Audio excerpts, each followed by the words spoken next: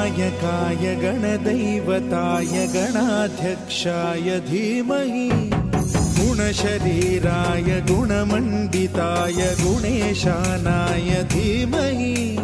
गुणातीताय गुणाधीशाय गुणप्रविष्टाय धीमहि एकदन्ताय वक्रतुण्डाय गौरीतनयाय धीमहि